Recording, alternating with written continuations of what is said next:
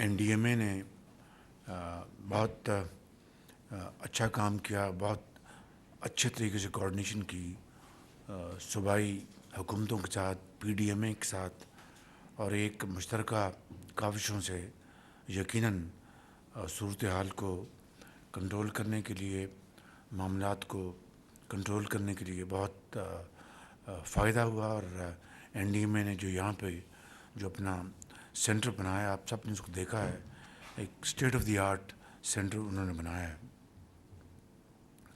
دوسری بات میں یہاں پر گزارش کرنا چاہتا ہوں کہ بجٹ کے موقع کے اوپر وفاقی حکومت نے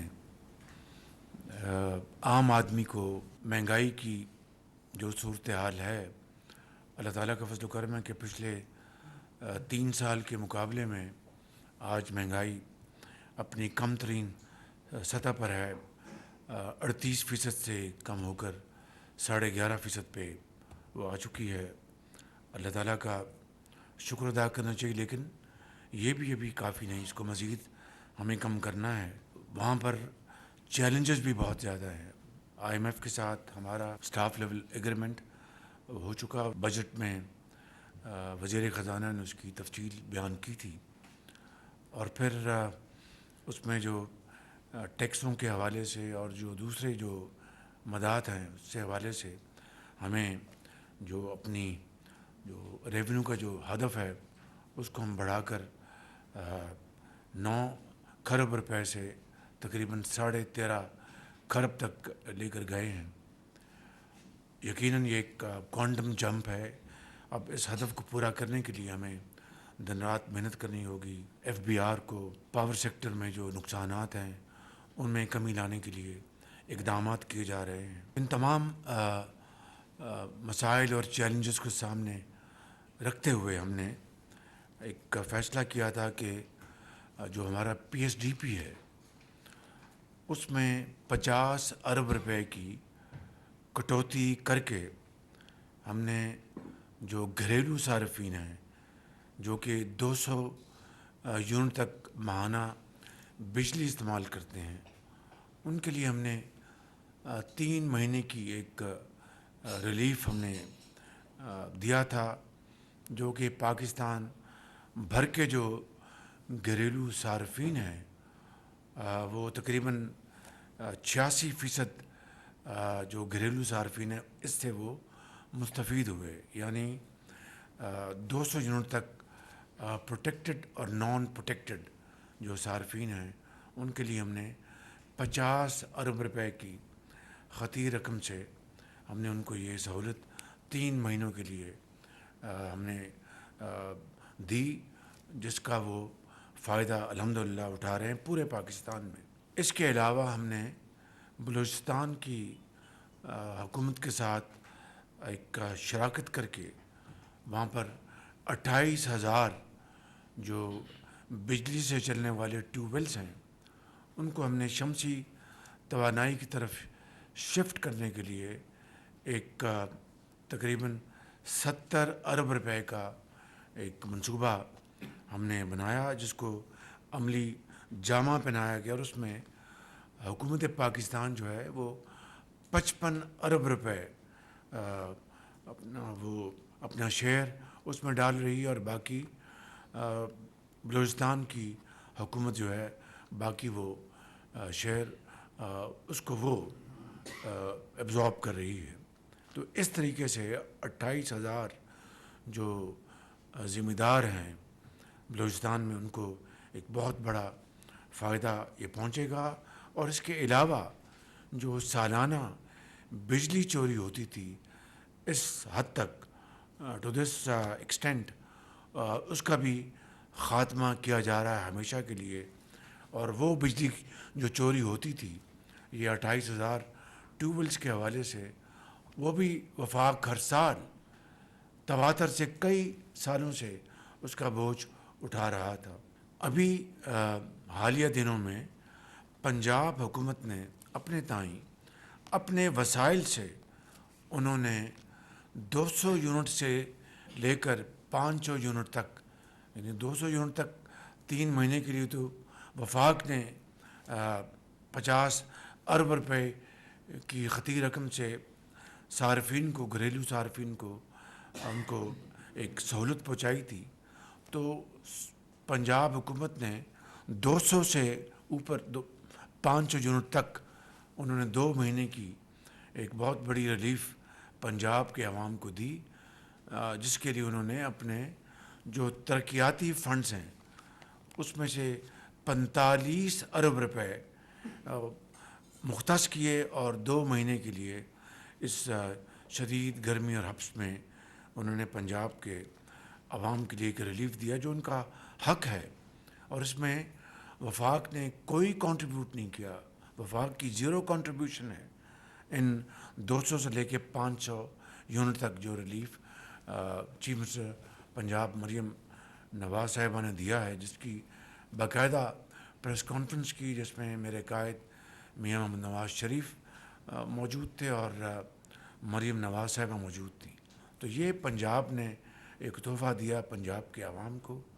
میں سمجھتا ہوں کہ باقی صوبے بھی بسم اللہ کریں، وہ اس میں اپنے صوبے کے عوام کو یہ ریلیف دے سکتے ہیں. لیکن بدقسمتی سے بعض جگہوں سے کچھ ایسی بات سننے کی ملی جس سے کہ افسوس ہوتا ہے.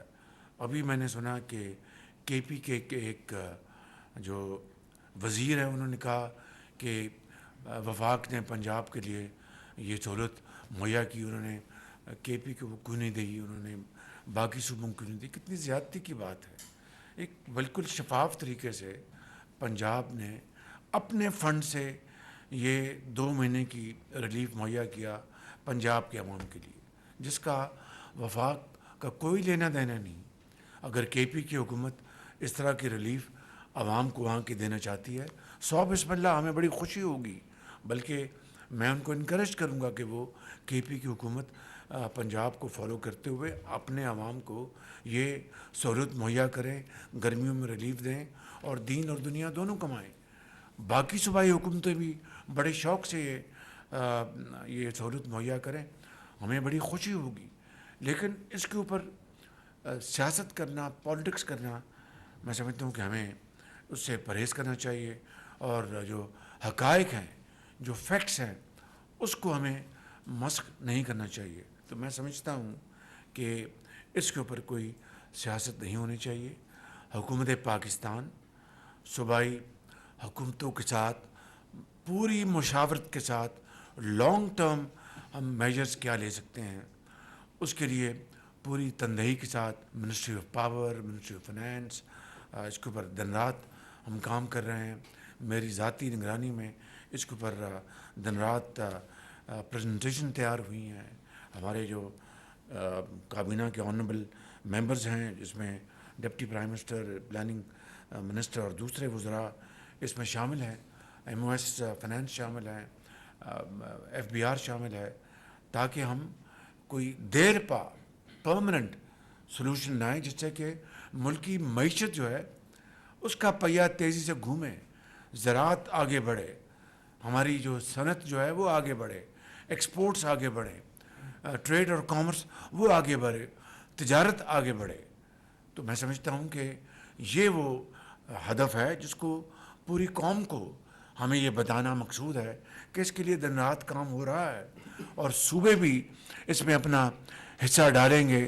تو میں سمجھتا ہوں کہ یہ ایک بڑا قوی اور ایک بہت جاندار منصوبہ جو اس کو ہم شکل دے رہے ہیں. اور پھر انشاءاللہ صوبوں کے ساتھ اپنے اتحادی جماعتوں کی بھرپور مشاورت کے ساتھ انشاءاللہ اس منصوبے کو ہم عملی جامہ پہنائیں گے. لیکن آئی ایم ایف کو پوری طرح آن بورڈ لے کر کہ ہم ماضی کی پی ٹی آئی کی حکومت کی طرح کوئی ایسا جاہلانہ قدم نہیں اٹھائیں گے جس سے کہ پاکستان کی جو کریڈیبلٹی ہے وہ ڈیمیج ہو، جس طرح کہ انہوں نے ڈیمیج کی، پاکستان کے وقار کو مجروح کیا، حتیٰ کہ نوبت یہاں تک پہنچی کہ ہم بالکل ڈیفالٹ کے دہانے پہ پہنچ گئے.